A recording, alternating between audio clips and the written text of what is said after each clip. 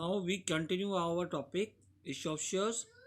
Students, आज हम लोग एक नए टॉपिक पे बात करेंगे परचेज कंसिडरेशन के पॉइंट ऑफ व्यू से। इट्स मीन्स कि अगर आप किसी कंपनी को अनदर कंपनी के एसेट्स खरीदते हैं तो आप उसके अगेंस्ट पेमेंट करते हैं कैश में, या हम उसको प्रॉमिसरी नोट देते हैं। हम उसको कैश भी दे सकते हैं, प्रॉमिसरी नोट भी दे सकते हैं, हम उसको अपनी कंपनी के शेयर भी इशू कर सकते हैं।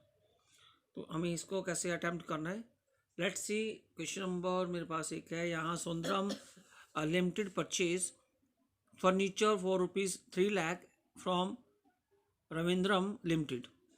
सुंदरम ने रविंद्रम से परचेज किया, ₹1 लाख हम पे कर रहे हैं। Drawing a promissory note in the favour of Ravindram. The balance was paid by issue of equity share.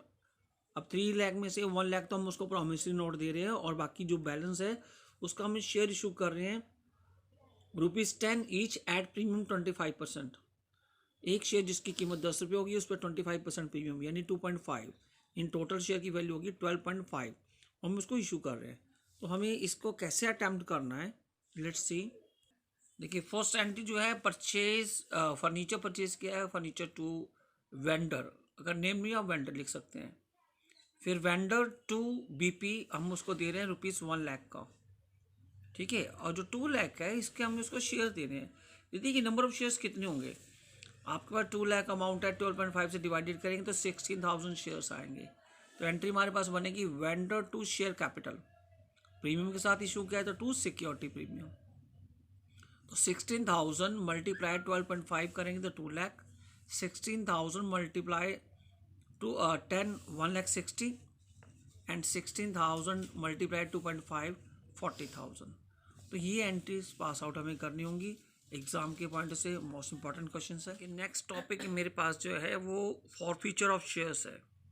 अब इन फॉरफीचर का जो प्रोसीजर है वो देखेंगे कैसे हम इस क्वेश्चन को अटैम्प्ट करना है। एक एग्जांपल है मेरे पास, 4,000 equity share 10 each issue at a par were forfeited and non payment of final call ₹2 per share.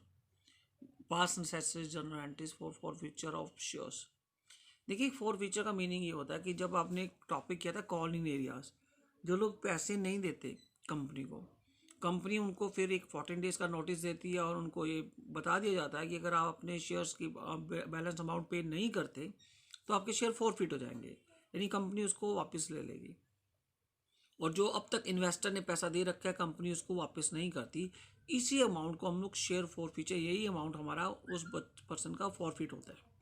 अब इस क्वेश्चन में क्या है कि 4,000 शेयर्स हैं, 10 ईच है, तो आपको क्या करना है, 4,000 मल्टीप्लाई 10। एंट्री हमारे पास बनेगी शेयर कैपिटल अकाउंट। देखिए, शेयर इक्विटी शेयर कैपिटल आपने क्रेडिट किया है, अब हम इसको डेबिट करना है। हम इस पर्सन की बात करते हैं। इस पर्सन की 4,000 हमने इसको शेयर दिए थे, ₹10 का शेयर था, यानी इसकी जो लायबिलिटी थी कंपनी का अगेंस्ट वो 40,000 की थी। अब इसने क्या पे नहीं किया, उसको हमें क्रेडिट कर देना है। उसने इक्विटी शेयर फाइनल कॉल पे नहीं किया, तो बैलेंस अमाउंट जो मेरे पास है वो हमारे पास फॉरफीचर में आ जाएगा। ये कंपनी का ये एक इनकम हो जाती है। कंपनी इस प्रॉफिट को भी आगे जनरल रिजर्व में, सॉरी कैपिटल रिजर्व में ट्रांसफर करती है। वो नेक्स्ट क्वेश्चन में देखेंगे। देखिए, इसी बेस पे क्वेश्चन है कि मेरे पास नेक्स्ट है 600 equity share of 10 each issue at A premium 20%। To Ram were forfeited for non-payment of allotment money 5 and including ₹2 premium and first and final का ₹3। देखिए, अगर जो शेयर हमने प्रीमियम पे इशू किए होते हैं, अगर हम उनको शेयर फॉरफिट करते हैं तो उसका प्रोसीजर क्या रहता है। यहाँ पे 600 शेयर है, इक्विटी शेयर 600 मल्टीप्लाई 10 6,000। अब इसने पेमेंट कौन सी नहीं की, इसने अलॉटमेंट पेमेंट नहीं की ₹5, इसने फर्स्ट एंड फाइनल का पेमेंट नहीं की ₹3। ये तो हमने पिछले क्वेश्चन में ऐसे ही किया था। लेकिन अगर किसी पर्सन ने अपनी अलॉटमेंट पे नहीं की, इट्स मीन्स हमने प्रीमियम भी पे नहीं किया, तो प्रीमियम क्रेडिट होता है। लेकिन जब नहीं आएगा तो हम उसको डेबिट करेंगे। तो security premium reserve 600 multiply 2, premium का अमाउंट सिर्फ ₹2 है तो हमें 2 को ही मल्टीप्लाई करना है 1200। अब आप बैलेंस कीजिए तो आपका अमाउंट, रिमेनिंग जो अमाउंट है वो फॉरफिट हो जाएगा। यानी issue at par and issue at premium पे दोनों को जो फॉरफिट करते हैं उसकी फर्स्ट एंट्री हमारे पास यही है। सिक्योरिटी प्रीमियम को डेबिट तभी करना है जब वो वाला अमाउंट आया नहीं है। अगर इस पर्सन ने अलॉटमेंट पे कर रखी है तो आपको सिक्योरिटी प्रीमियम को डेबिट करने की ज़रूरत नहीं है। देखिए अब क्वेश्चन कंप्लीट करते हैं। 3000 equity share 10 each were forfeited for non payment of the allotment money ₹4 पर शेयर। फर्स्ट एंड फाइनल का ₹2 per share were not made. देखिए वर्ड लिखा है not made, it means company ने जो कॉल्ड अप की है वो ₹8 की है। फॉरफिटेड शेयर वर रीशूड, हमने जो शेयर फॉरफिट किया उनको रीशूड भी किया है ₹8 for fully paid. Pass necessary general entries. देखिए जब हम यहाँ इक्विटी शेयर कैपिटल करते हैं 3000 मल्टीप्लाई एक शेयर की कीमत हम 10 करते हैं, लेकिन आपको 10 नहीं करनी, आपको कॉल्ड अप मनी करनी है।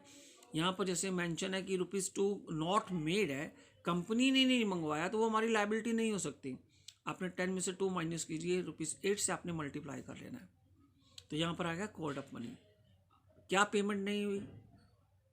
अलॉटमेंट की पेमेंट नहीं हुई, रिमेनिंग अमाउंट हमारा फॉरफिट हो गया। देखिए अब इन्हीं शेयर्स को हमने रीशूड भी करना है।